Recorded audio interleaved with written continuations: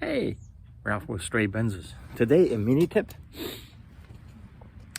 for how to best loosen the brake rotors off of the wheel hubs.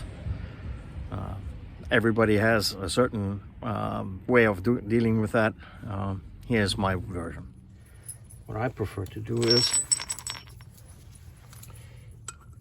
take a centering bolt and then assemble this brake rotor assembly back onto your car tire. You put a couple of bolts in,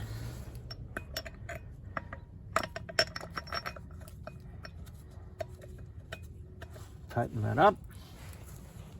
All right, there we go.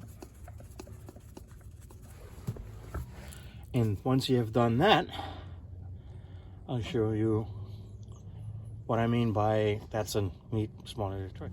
Now that you have the wheel hub tightened to the wheel, you can now take your Allen wrench.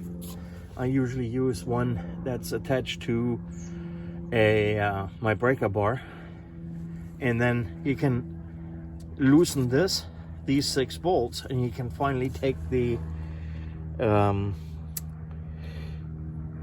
brake rotor off without you having to put the wheel hub into a vise or something. But it's just holding it down onto the ground gives you enough leverage to loosen these bolts and tighten them back up.